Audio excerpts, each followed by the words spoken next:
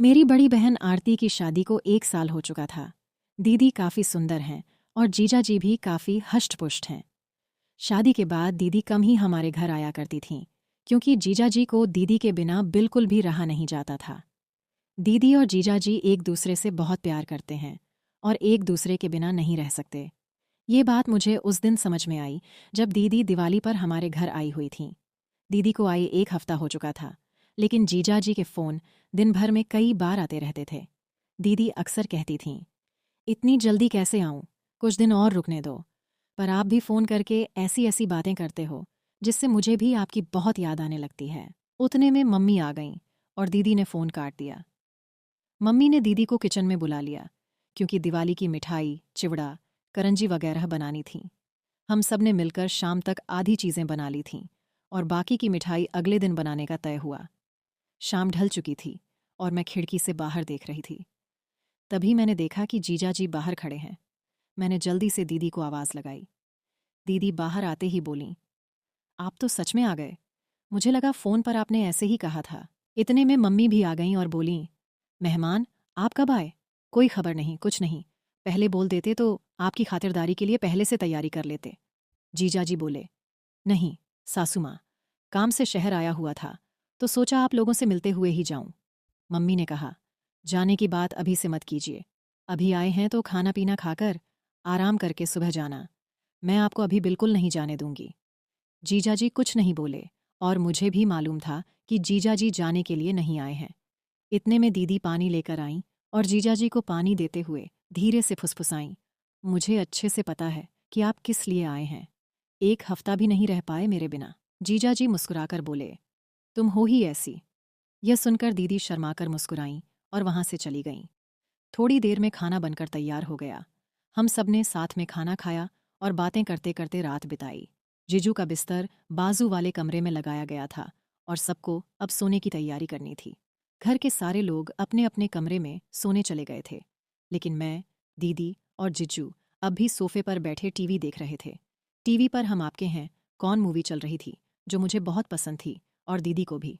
थोड़ी देर में जीजू ने उबासी लेते हुए कहा, बाप रे, मुझे तो बहुत नींद आ रही है। दीदी ने मन ही मन मुस्कुराते हुए जवाब दिया, तो फिर जाइए ना, बाजू वाले कमरे में आपका बिस्तर लगा दिया है, आराम कर लीजिए। मैं मूवी देखकर बाद में आ जाऊंगी। जीजू का चेहरा देखने लायक था। वो थोड़ा खींचकर कमरे की ओर चले गए। मुझे और दीदी को हंसी आ रही थी, लेकिन हमने कुछ नहीं कहा। हम दोनों मूवी देखने में लगे हुए थे। कुछ देर बाद दीदी ने मुझसे कहा, छोटी, मुझे भी अब नींद आ रही है, मैं सोने जा रही हूँ। मैंने तुरंत कहा, दीदी, अगर तुम भी चली जाओगी तो मुझे डर लगेगा। तुम्हें पता है ना, रात में मुझे अकेले डर लगता है। दीदी थोड़ा ठिठकीं और बोलीं, ठीक है, थोड़ी देर रुक जाती हूँ। उसी वक्त जीजू ने कमरे से आवाज़ लगाई, आरती, पानी चाहिए। दीदी ने तुरंत कहा, रुको, छोटी, मैं तुम्हारे जीजू को पानी देकर आती हूँ। मैंने कहा, ठीक है, पर जल्दी आना। दीदी किचन से पानी की बोतल लेकर जीजू के कमरे में चली गईं। मैंने सोचा, अभी आएगी, अभी आएगी, लेकिन 5 मिनट बीत गए और पूरे घर में मुझे कोई नजर नहीं आया। डर के मारे मैंने दीदी को आवाज़ दी। थोड़ी ही देर में दीदी कमरे से बाहर आईं। उनकी साड़ी थोड़ी अस्त व्यस्त थी, बाल बिखरे हुए थे और सांसें तेज चल रही थीं। मैंने घबराकर पूछा, दीदी, इतनी देर क्यों लगा दी? मुझे डर लग रहा था।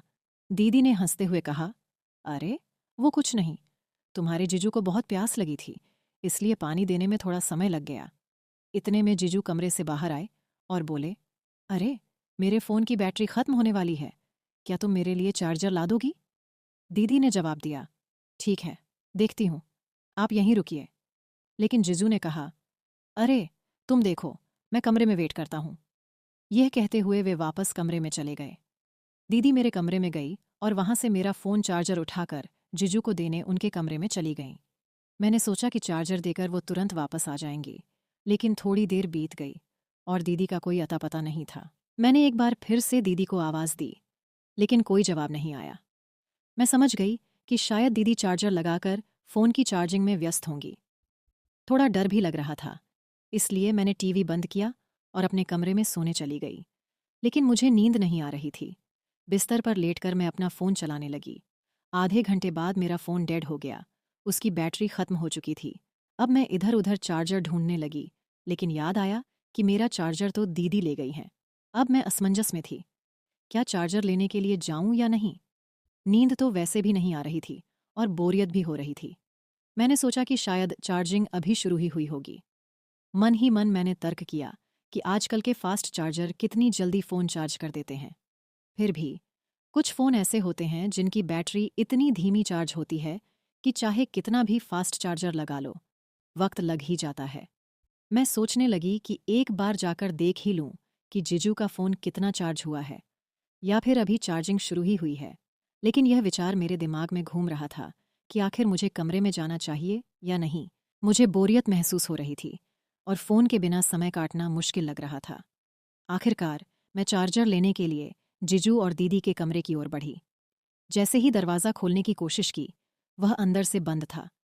खिड़की भी पूरी तरह से अंदर से बंद थी, लेकिन कमरे के अंदर से हल्की रोशनी बाहर आ रही थी, जो कांच की खिड़की से दिख रही थी। मैंने सोचा, सो तो नहीं गए होंगे। कुछ पल ठिठकी, फिर दीदी को आवाज़ लगाई। पहली बार कोई जवाब नहीं आया। दूसरी बार फिर आवाज़ दी, तब दीदी की आवाज़ आई।